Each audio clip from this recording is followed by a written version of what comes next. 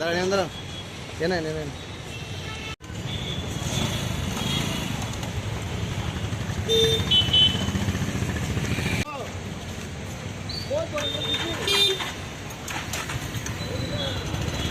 পরে আমার তো আপনারা সবটাই জানেন, আমি সময় দিয়েছিলাম সংবাদ মাধ্যমে 5 ঘন্টার। আসলে আমার জীবনের মূল্য কারোর কাছেই নেই, আমি বুঝতে পারলাম না আমার নেতৃত্বের কাছে আছে না অন্যান্য কারোর কাছে, আমি কোনো রকম কিছুই পাইনি। তো 3 দিন সময় দেওয়া হয়েছিল, আমাকে বলা হয়েছিল যে রাজ্য সভাপতি গতকাল আমার সাথে দেখা করবে, আমাকে বলেছিল আমার নেতৃত্বরা, এবং সিএম স্যারের সাথেও দেখা করার ব্যবস্থা করবে, কিন্তু কিছুই হয়নি। আমি যে বলেছি আমি সোসাইটির পর্যন্ত পদক্ষেপ নেব, তারপরে এখনও পর্যন্ত কোনো রকম স্টেপ ওনারা নেয়নি। তারপর আমি আজকে বাধ্য হয়ে এফআইআর করতে হলো, কারণ আমি আমার দলের কাছ থেকে কোনো রকম বিচার পেলাম না, কারোর কাছ থেকে না। এখন আইনের সাহায্য নিলাম এবং আইনের কাছে আমি এটাকে চাই, আইন যেন সুস্থভাবে তদন্ত করে, এটা সঠিক বিচার হয় এবং যা যা ক্ষতি হয়েছে আমার ক্ষতিপূরণ দেয়। তো আমি এইটাই নিয়ে আজকে আইনের দ্বারস্থ হয়েছি। আরেকটু কথা আমি বলতে চাই, আমি এফআইআর করেছি, এফআইআর রিসিভ কপিটা এটাতে প্রায় 59 জনের সিগনেচার আছে। উনি গতকাল প্রেস মিটে বসে বিভিন্নভাবে উনি ওনার চক্রান্তে নিজেই ফেসেছে, বিভিন্ন কথা, আমাকে মারেনি, মোবাইল ভাঙেনি, আবার বলেছে রেকর্ড ডিলিট করতে গিয়ে মোবাইল পড়ে গেছে।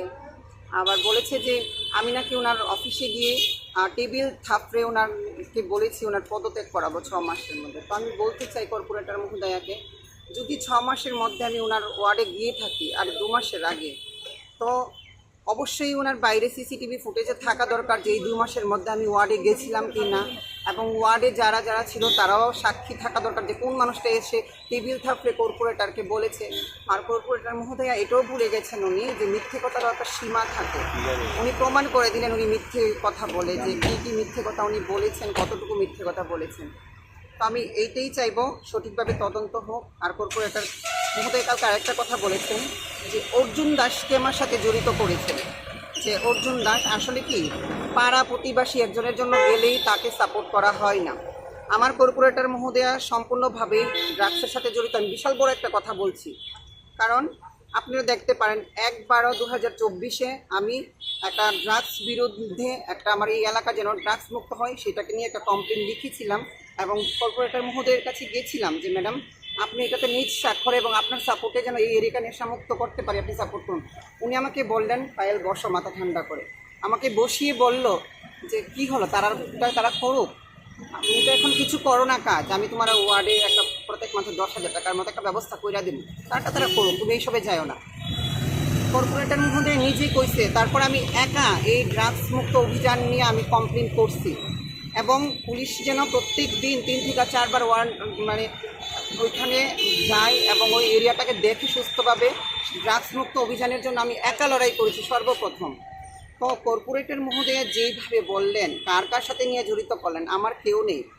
অপরাধী আবার কিসের ভাই আর কিসের বন্ধু, যে অপরাধ করে তার শাস্তি হওয়া দরকার, যদি চোর হয় তার ফাঁসি হওয়া দরকার, যদি সে ড্রাগস বিক্রি করে সমাজ নষ্ট করে তার যাবজ্জীবন কারাগারে থাকা দরকার, তাকে নিয়ে এসে আমার সাথে জড়িত করছে। ছি ছি ছি সান্ত্বনা সাহা, আমি আপনাকে তীব্র নিন্দা জানাই এবং এটা সুস্থ তদন্ত এবং ওনার শাস্তির দাবি করছি আমি।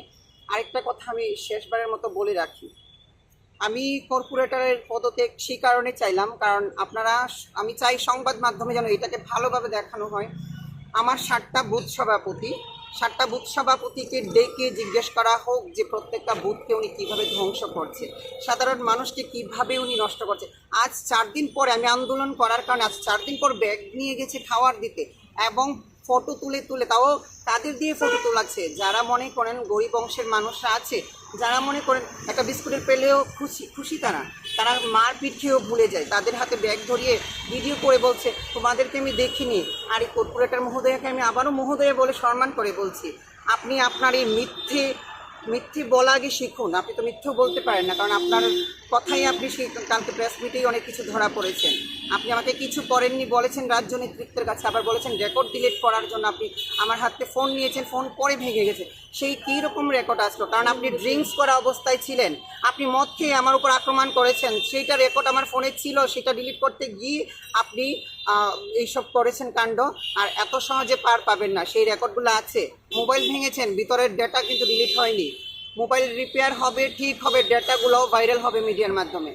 এটাই বলে আমি সুস্থ তদন্ত চাই, বিচার চাই, ওরা যদি শাস্তি দাবি করছি। এরপরও সুষ্ঠু তদন্ত না হয় তাহলে সুস্থ তদন্ত যদি না হয় বললাম তো জীবন দিয়ে দেব, কিন্তু জীবন দিয়ে এখন কিছু লাভ হবে না, কারণ রাজ্যের আইন ব্যবস্থা আমি বুঝে গেছি যে আমি দুবার সময় দিলাম 5 ঘন্টা করে, একজন মানুষ আমার খোঁজ নিল না।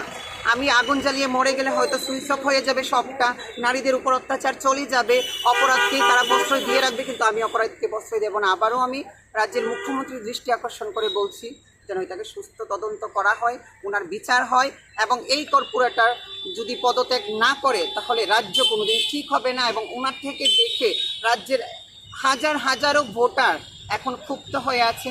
আর আমার যদি এই প্রতিবাদের সুস্থ বিচার না পাই আমি, তাহলে হয়তো এই দল, আমি জানি না, আমি দলের জন্য সারা জীবন থাকবো, মোদিজির নিরীক্ষে আমি কাজ করব, কিন্তু হাজারো লোক আমাকে, মনে হয় গত পরশুদিন থেকে হাজারো লোক আমাকে কল করছেন, ম্যাডাম আপনি যদি কিছু করেন, আপনি যদি ন্যায় জাস্টিস না পান, তাহলে হয়তো আমরা এই দলের হয়ে কাজ করব না।